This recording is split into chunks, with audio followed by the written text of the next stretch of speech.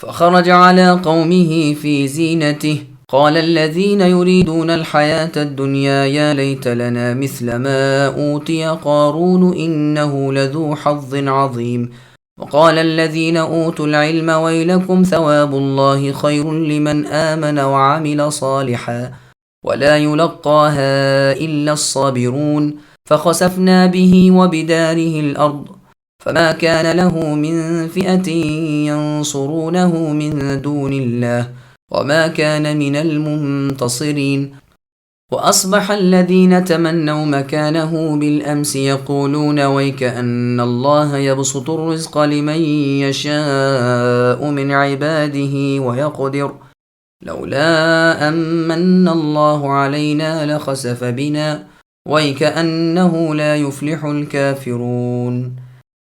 پس قارون پوری آرائش کے ساتھ اپنی قوم کے مجمع میں نکلا تو زندگانی دنیا کے متوالے کہنے لگے، کاش کہ ہمیں بھی کسی طرح وہ مل جاتا جو قارون کو دیا گیا ہے، یہ تو بڑا ہی قسمت کا دھنی ہے۔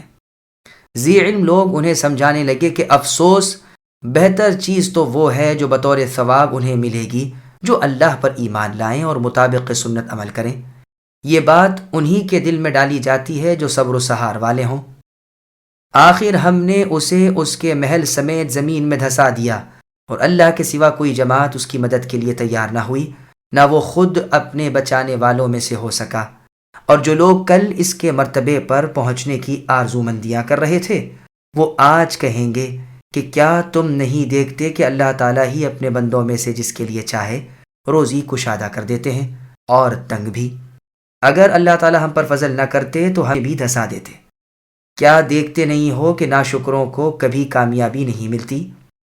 سامعین اب آیتوں کی تفسیر سماعت کیجیے۔ سامان تعیش اور قارون۔ قارون ایک دن نہایت قیمتی پوشاک پہن کر، زرق برق ہو کر، عمدہ سواری پر سوار ہو کر، اپنے غلاموں کو آگے پیچھے بیش بہا پوشاکیں پہنائے ہوئے لے کر ٹھاٹ سے اتراتا اور اکڑتا ہوا نکلا۔ اس کا یہ ٹھاٹ اور یہ زینت و تجمل دیکھ کر دنیا داروں کے منہ میں پانی بھر آیا اور کہنے لگے کہ کاش ہمارے پاس بھی اس جتنا مال ہوتا، یہ تو بڑا خوش نصیب اور بڑی قسمت والا ہے۔ علماء کرام نے ان کی یہ بات سن کر انہیں اس خیال سے روکنا چاہا اور انہیں سمجھانے لگے کہ دیکھو، اللہ تعالیٰ نے جو کچھ اپنے مؤمن اور نیک بندوں کے لیے اپنے ہاں تیار کر رکھا ہے وہ اس سے کروڑہ درجہ بارونق، دیر پا اور عمدہ ہے۔ تمہیں جنت کے ان درجات کو حاصل کرنے کے لیے اس 2 روزہ زندگی کو صبر و سہار سے گزارنا چاہیے۔ جنت صابروں کا حصہ ہے۔ یہ مطلب بھی ہے کہ ایسے پاک کلمے صبر کرنے والوں ہی کی زبان سے نکلتے ہیں جو دنیا کی محبت سے دور اور دار آخرت کی محبت میں چور ہوتے ہیں۔ اس صورت میں ممکن ہے کہ یہ کلام واعظین کا نہ ہو، بلکہ ان کے کلام کی اور ان کی تعریف میں یہ پچھلا جملہ اللہ تعالیٰ کی طرف سے خبر ہو۔ واللہ اعلم۔ تکبر کی سزا یہی ہے۔ اوپر قارون کی سرکشی، بے ایمانی کا ذکر ہو چکا، یہاں اس کے انجام کا بیان ہو رہا ہے۔ صحیح بخاری میں ہے، رسول اللہ صلی اللہ علیہ وسلم نے فرمایا، ایک شخص اپنا تہبند لٹکائے فخر سے جا رہا تھا کہ اسے زمین میں دھسا دیا گیا جو قیامت تک دھستا ہوا چلا جائے گا۔ کتاب العجائب میں ہے، نوفل ابن ماحق کہتے ہیں کہ نجران کی مسجد میں نے ایک نوجوان کو دیکھا، بڑا لمبا چوڑا، بھرپور جوانی کے نشے میں چور، گھٹے ہوئے بدن والا، باکا ترچھا، اچھے رنگ روغن والا، خوبصورت شکل۔ میں نگاہیں جما کر اس کے جمال و کمال کو دیکھنے لگا تو اس نے کہا، کیا دیکھ رہے ہو؟ میں نے کہا، آپ کے حسن و جمال کا مشاہدہ کر رہا ہوں اور تعجب معلوم ہو رہا ہے۔ اس نے جواب دیا، تو ہی کیا، خود اللہ تعالیٰ کو بھی تعجب ہے، معاذ اللہ۔ نوفل کہتے ہیں کہ اس کے کلمے کے کہتے ہی وہ گھٹنے لگا اور اس کا رنگ روپ اڑنے لگا اور قد پست ہونے لگا، یہاں تک کہ بقدر ایک بالش کے رہ گیا جسے اس کا کوئی قریبی رشتہ دار آستین میں ڈال کر لے گیا۔ یہ بھی مذکور ہے کہ قارون کی ہلاکت موسیٰ علیہ السلام کی بد دعا سے ہوئی تھی اور اس کے سبب میں بہت کچھ اختلاف ہے۔ ایک سبب تو یہ بیان کیا جاتا ہے کہ قارون ملعون نے ایک فاحشہ عورت کو بہت کچھ مال و متاع دے کر اس بات پر آمادہ کیا کہ عین اس وقت جب موسیٰ علیہ السلام بنی اسرائیل میں کھڑے خطبہ دے رہے ہوں وہ آئے اور آپ سے کہے کہ اے موسیٰ، تم وہی ہو نا جس نے میرے ساتھ ایسا ایسا کیا، اس عورت نے یہی کیا۔ موسیٰ علیہ السلام کانپ اٹھے اور اسی وقت نماز کی نیت باندھ لی، 2 رکعت ادا کر کے اس عورت کی طرف متوجہ ہوئے اور فرمانے لگے، تجھے اس اللہ کی قسم جس نے پانی میں سے راستہ دیا اور تیری قوم کو فرعون کے مظالم سے نجات دی اور بھی بہت سے احسانات کیے، تو جو کچھ سچا واقعہ ہے اسے بیان کر۔ یہ سن کر اس عورت کا رنگ بدل گیا اور اس نے صحیح واقعہ سب کے سامنے بیان کر دیا اور اللہ تعالیٰ سے استغفار کیا اور سچے دل سے توبہ کر لی۔ موسیٰ علیہ السلام پھر سجدے میں گر گئے اور قارون کی سزا چاہی۔ اللہ تعالیٰ کی طرف سے وحی نازل ہوئی کہ میں نے زمین کو اے موسیٰ آپ کے تابع کر دیا ہے۔ آپ نے سجدے سے سر اٹھایا اور زمین سے کہا کہ تو اسے اور اس کے محل کو نگل لے، یعنی قارون کے۔ زمین نے یہی کیا۔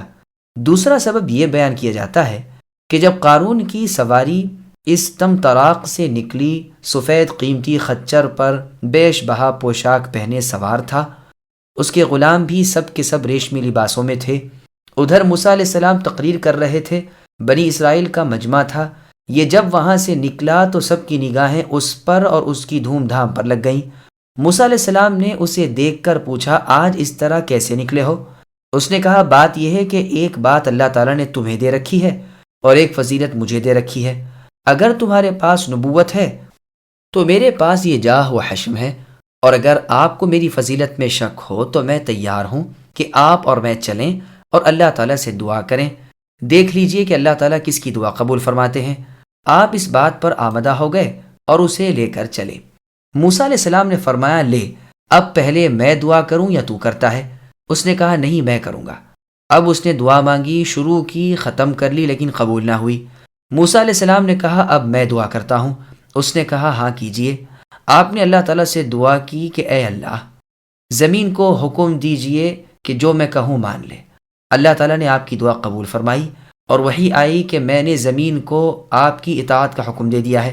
موسیٰ علیہ السلام نے سن کر زمین سے فرمایا، اے زمین، اسے اور اس کے لوگوں کو پکڑ لے۔ وہیں یہ لوگ اپنے قدموں تک زمین میں دھس گئے۔ آپ نے فرمایا، اور پکڑ لے۔ یہ اپنے گھٹنوں تک دھس گئے۔ آپ نے فرمایا، اور پکڑ۔ یہ مونڈھوں تک زمین میں دھس گئے۔ پھر فرمایا، ان کے خزانے اور ان کے مال بھی یہیں لے آ۔ اسی وقت ان کے کل خزانے اور تمام مال آ گئے اور انہوں نے اپنی آنکھوں سے ان سب کو دیکھ لیا۔ پھر آپ نے اپنے ہاتھ سے اشارہ کیا کہ ان کو ان کے خزانوں سمیت اپنے اندر کر لے۔ اسی وقت یہ سب غارت ہو گئے اور زمین جیسی تھی ویسی ہی ہو گئی۔ مروی ہے کہ 7ویں زمین تک یہ لوگ یوں ہی دھستے چلے گئے۔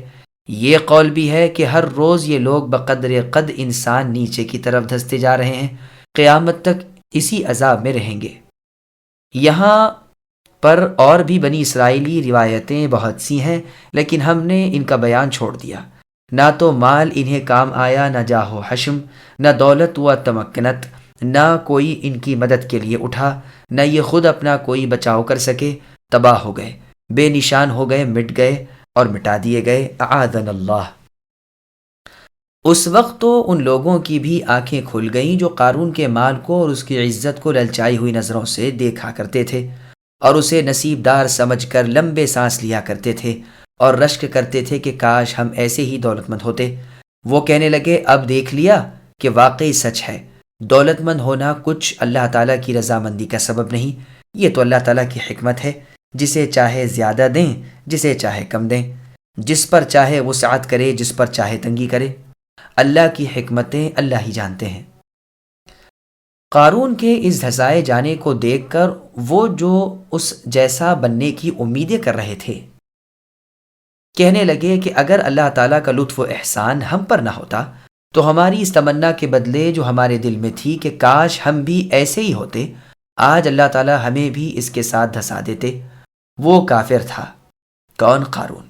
اور کافر اللہ تعالیٰ کے ہاں فلاح کے لائق نہیں ہوتے، نہ انہیں دنیا میں کامیابی ملے، نہ آخرت میں ہی چھٹکارا پائیں۔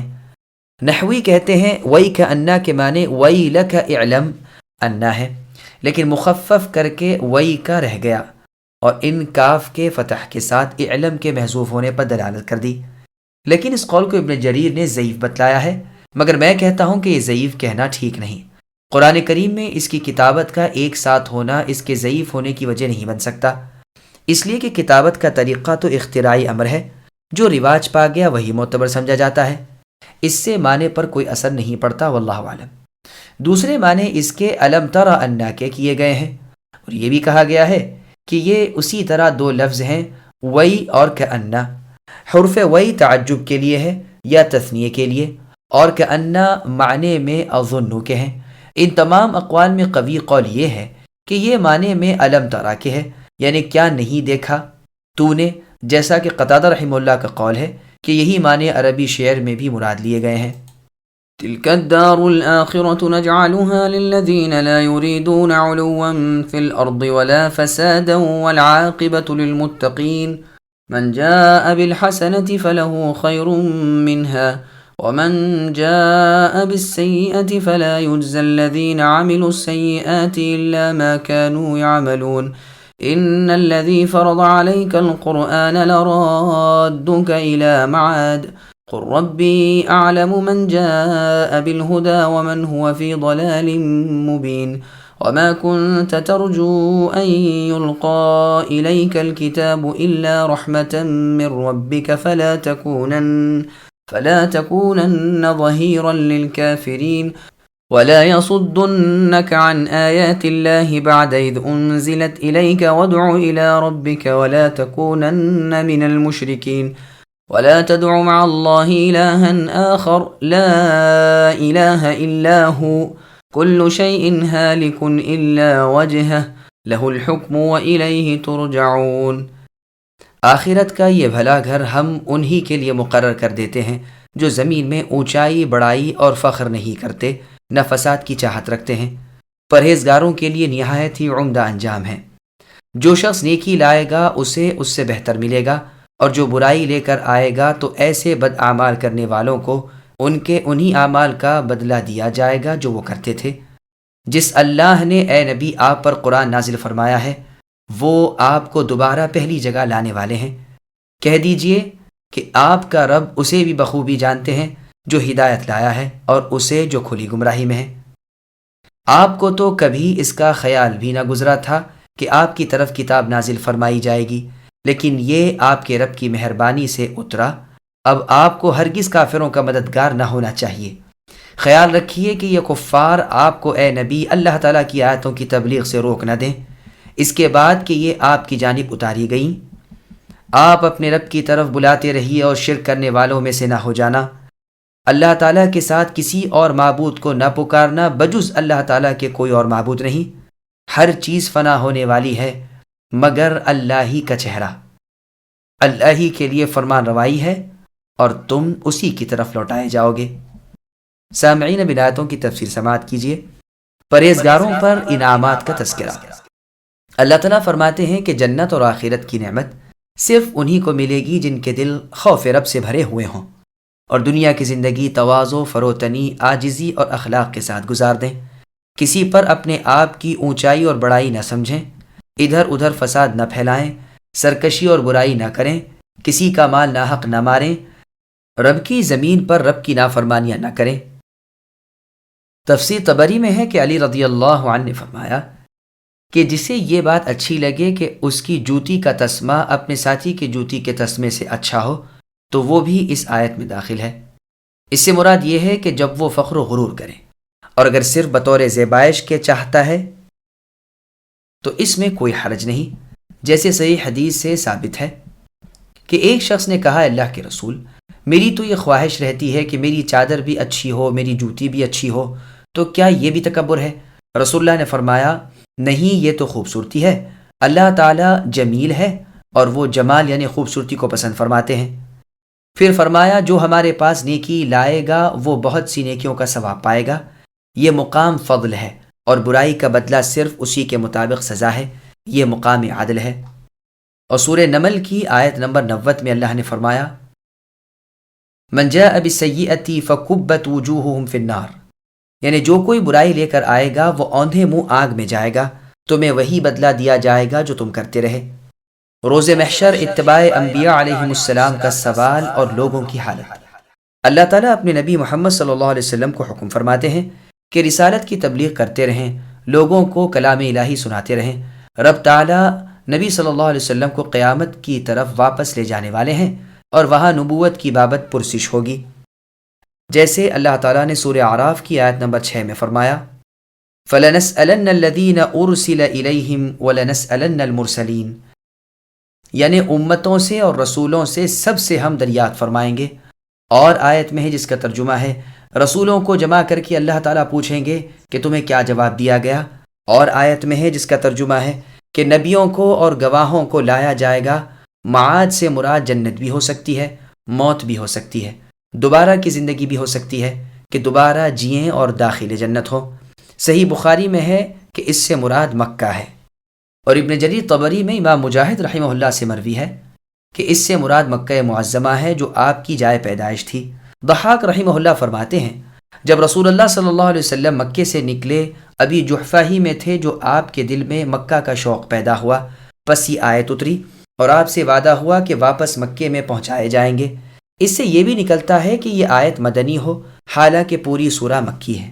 یہ بھی کہا گیا ہے کہ مراد اس سے بیت المقدس ہے، شاید اس کہنے والے کی غرض اس سے بھی قیامت ہے، اس لیے کہ بیت المقدس ہی محشر کی زمین ہے۔